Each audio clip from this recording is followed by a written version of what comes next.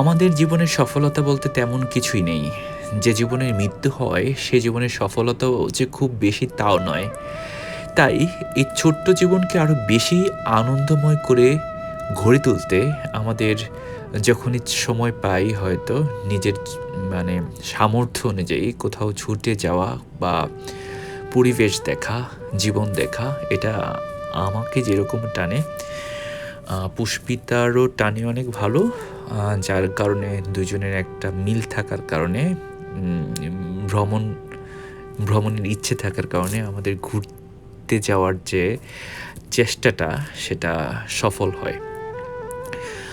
এখন যেটা দেখতে পাচ্ছেন সেটা পাতায়ার ওয়াকিং স্ট্রিট। সত্যি রাতে অনেক ভয়ঙ্কর জায়গা ওখানে ওয়াকিং স্ট্রিটে।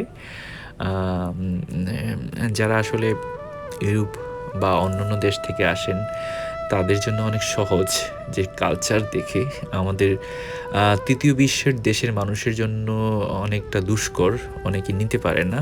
আ যাই যাই হোক আমাদের জন্য এটা সহজই ছিল বরঞ্চ আরো নতুন একটা অভিজ্ঞতার সম্মুখীন হয়েছি কি বলবো না, যে নতুন কিছু দেখা হয়েছে, জানা হয়েছে। যাই হোক অনেক জিনিস হয়তো আমার দেশের বাইরে থাকাকালীন সময়ে অনেক জিনিস দেখেছি এখনো, যার কারণে ভালো লাগে। বিশেষ করে পাতায় সি বিচটা আপনারা যদি এখানে আসেন কখনো একা আসবেন না। যদি ফ্যামিলি মেম্বার যদি কেউ থাকে, ওয়াইফ, আম গার্লফ্রেন্ড যাই হোক না কেন বা আপনার লাইফ পার্টনার, পাতায় সি বিচে আপনার সারারাত এখানে থাকতে চেষ্টা করবেন। যে সমুদ্রের যে গর্জন, রাতের নির্জনতায় আপনাকে ভাঙবে, আপনার ভালো লাগবে। আর পাশে যদি সুন্দর স্বতঃস্ফূর্ত বাতাস থাকে, হ্যাঁ? আর যদি আ একটু আম হালকা ড্রিংকস করেন তাহলে আরো বেশি সুন্দর হয়। যাই হোক আমরা ওগুলোর মধ্যে ছিলাম না, বাট ভালো লেগেছিল আমাদের সর্বোপরি। আমরা ওই পাতায়াতেই একটা বুদ্ধিস্ট বিগ বুদ্ধিস্ট বলা হয় এটাকে, বা গোল্ডেন বুদ্ধা। এই গোল্ডেন বুদ্ধার কাছে এসেছি। এখানে অনেক মানুষ এসেছে। এটা ফ্রি, অনেকটা পাহাড়ের উপর, যার কারণে খুব সুন্দর ছিল। এখান থেকে পুরো শহরটা দেখা যায়। বাতাস শহরটা, কোরাল আইল্যান্ডটাও দেখা যায় এখান থেকে। সত্যিই অনেক মুগ্ধ করার মতো একটা জায়গা ছিল। তবে অনেকটা গরম ছিল বিকেলে। তবু উপরে অনেক বাতাস ছিল। যার কারণে আমাদের একটু ভালো একটু রিল্যাক্সেশন পেয়েছি আরকি। এখানে অনেকেই প্রার্থনা করছিলেন যারা বুদ্ধিস্ট আম আম আ বুদ্ধিস্টকে প্রার্থনা করে থাকেন, এবং আমি অনেকেই দেখেছি অনেক ভারতীয়রা এসে বুদ্ধিস্টের প্রার্থনা করেন। অনেক নেপালি বা বুদ্ধিস্ট তাদের প্রার্থনা করেন এসে। গোল্ডেন বুদ্ধা সত্যিই অনেক সুন্দর দেখতে পাচ্ছেন। আম আমি সবসময় বলি আম বুদ্ধিস্ট হয়তো বুদ্ধিস্ট ধর্মের ফ্যামিলিতে হয়তো আমি জন্মগ্রহণ করিনি। তবে আমি বুদ্ধিস্ট ধর্মের অনেক বই পড়েছি। হুম? রাজনেশ অশোর বুদ্ধিজমের তিনি বুদ্ধিজমের যে বইগুলো লিখেছেন সেগুলো অনেক পড়েছি। যার কারণে আমার অনেক ভালো লেগেছে। আম আমি এর জন্য বুদ্ধিস্টকে গড মানি না। তারা যেরকম গড মানে, আমি মনে করি Buddhist is my spiritual teacher. আসলেই ও স্পিরিচুয়াল টিচার। তার যে মানুষের মানবিকতা বোধ, সুন্দর বোধ, তার আম আল বুদ্ধিজমের ফিলোসফিতে, দর্শনে সেটা ভালোভাবে ফুটে উঠেছে। অনেকে প্রার্থনা করছে, আমি জাস্ট বুদ্ধিস্টকে দেখছিলাম, সত্যি মুগ্ধ হয়ে দেখছিলাম। এটাও একটা জীবন কালচারের অংশ, বিশ্বাসের অংশ। পৃথিবীতে বিশ্বাস আছে বলেই মানুষজন বেঁচে থাকে। আমার ভালো লাগে বিভিন্ন কালচার, বিশ্বাস, ধর্ম, কালচার দেখতে ভালো লাগে। তবে মানুষ হয়তো কখনো কখনো ধর্মের প্র্যাকটিসের কারণে, হ্যাঁ, সাম্প্রদায়িক মন মানসিকতার দিকে চলে যায়। সেগুলো কখনোই ভালো লাগে না। তবে বিভিন্ন আমার মন চায় কখনো বিভিন্ন যদি আমার যদি অনেক বন্ধু থাকতো বিভিন্ন ধর্মের, তারা যদি আমাকে ইনভাইট করতো বুদ্ধিস্ট কোনো একটা, যেমন আমাদের ঈদের মধ্যে যেরকম আমরা অন্যান্য বন্ধুদেরকে দাওয়াত করি ঘুরতে যাওয়ার জন্য, তাহলে এরকম যদি আমার যদি অনেক বন্ধু থাকতো আমার অনেক ভালো বোধ করতাম আর কি। ওদের সাথে ওদের কালচারগুলো দেখে, ওদের অনুষ্ঠানের মধ্যে যেয়ে খেয়ে হয়তো প্র্যাকটিস করতাম না, বাট যে ওদের অনুষ্ঠানগুলো দেখে আমার সবসময় টানে এগুলো।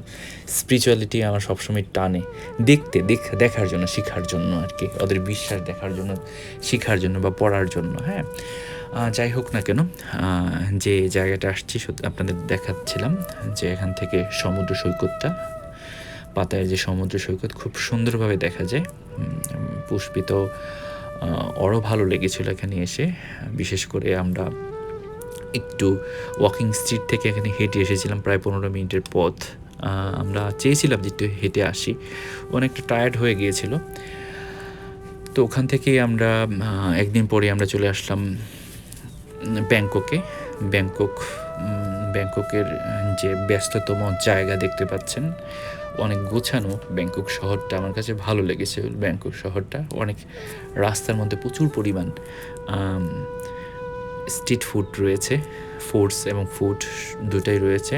তবে আপনারা সবসময় আসলে এখানে ফুডের ক্ষেত্রে দেখে নেবেন, কারণ এখানে অনেক সময় দেখা যায় যে প্রচুর পরিমাণ কি বলে হালাল ফুড ছাড়াও বিক্রি হয়, যেটা আপনাদেরকে আসলে সত্যি ভয়ানক। দেখেছি গুইসাপও বিক্রি করে এখানে খাওয়ার জন্য। তো অনেক সময় হয়তো আপনি মুরগি পাবেন, দেখা যাবে সেই মুরগি যে তেলে ভাজে, গুইসাপও সেই তেল দিয়ে ভাজতেছে, যেটা আসলে আপনার আমাদের রুচিতে অন্তত আমাদের কালচারে হয়তো সেটা যায় না। আমরা সমস্ত ধরনের কালচারকে রেসপেক্ট করি। আমরা যারা আমার মতো যারা সাধারণ মানুষ, যারা অসাধারণ মানুষ, তারা জীবনটাকে অন্যরকমভাবে দেখে। আমি সাধারণ মানুষ জীবনটাকে সহজভাবে দেখি, যে আমি মনে করি সব মানুষই সমান। যারা অসাধারণ মানুষ তারা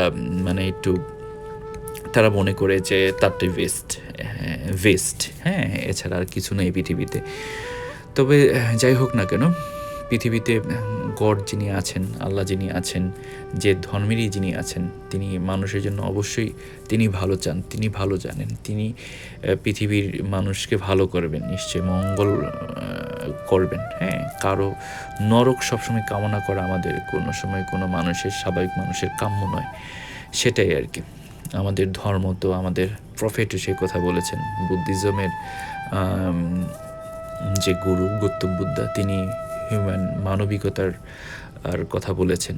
তো এমনভাবে সমস্ত ধর্মের বই, আমি উপনিষদ যেমন পড়েছিলাম, উপনিষদের মধ্যে দেখেছিলাম মানুষের যে আত্মতৃপ্তি, হ্যাঁ, মানুষের আত্মতৃপ্তির জন্য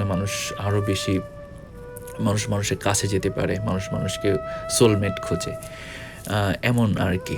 সুতরাং তাই আমার ভালো লাগে আসলে।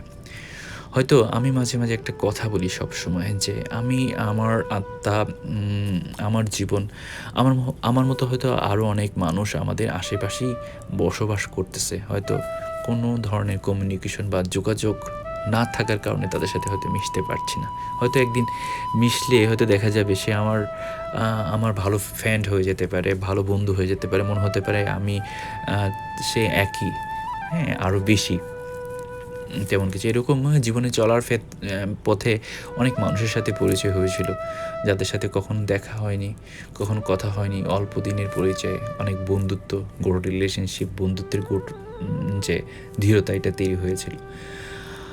তো সুতরাং আমরা আরও বেশি জীবনকে দেখব, জীবনকে উপভোগ করব, নিজের সামর্থ্য অনুযায়ী চেষ্টা করব দেখার জন্য।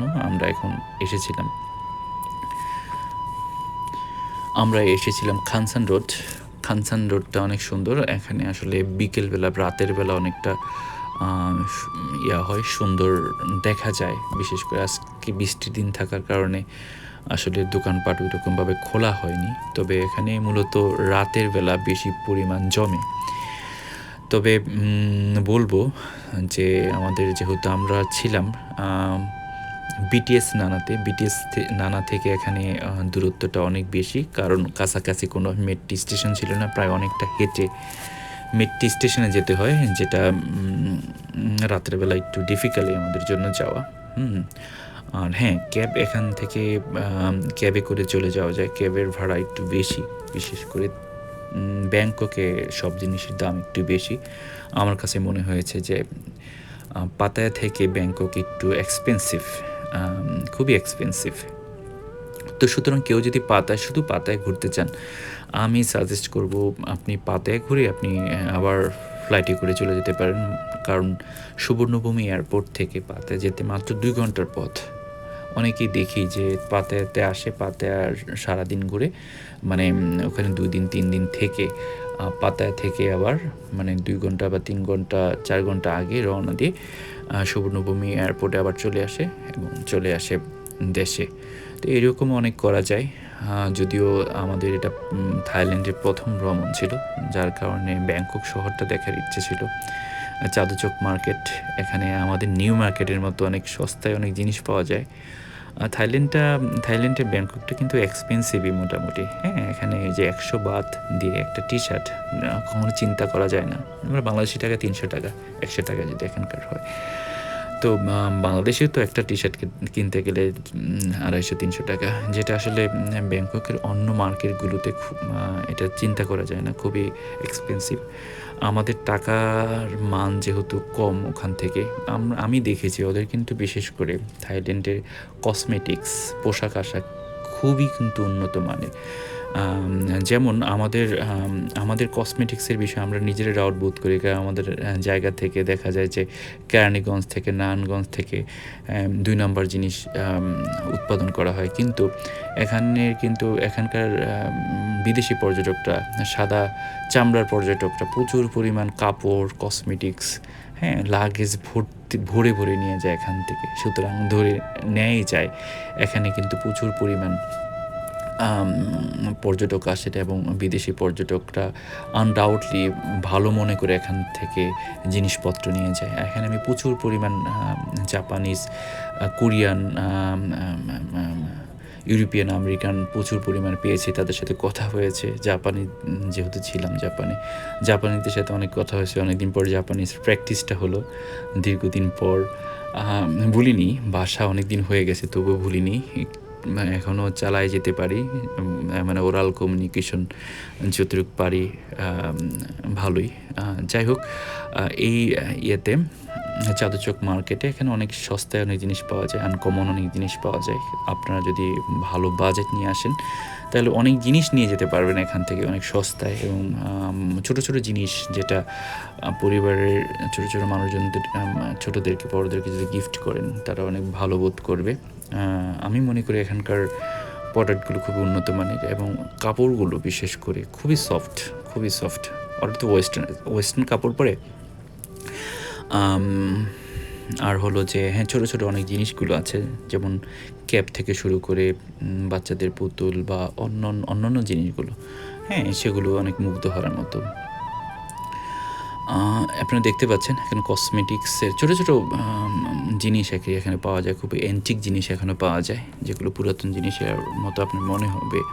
মানে খুব, আবার এখানে যে সব জিনিস সস্তায় সব কিছু তা না, বলছি অন্য জায়গা থেকে অনেক ফ্লেক্সিবল এটা আর কি। যাই হোক, এখানে এসে অনেক ভালো লেগেছে আমার কাছে, অনেক জিনিস দেখতে পেলাম। কারণ একটা দেশে যখন আপনি যাবেন, সে দেশের কালচারাল এনভায়রনমেন্ট, দোকান, শপ, এগুলো দেখা অনেক প্রয়োজন। না হলে আপনি বুঝতে পারবেন না ওভারঅল আপনার জার্নিটা, আপনার যাত্রাটা, আপনার ভ্রমণটা হয়তো সুন্দর হবে না। চলার পথে আমরা প্রচুর জুস নিয়েছিলাম, অনেক গরম থাকছিল। ভালো থাকবেন সবাই।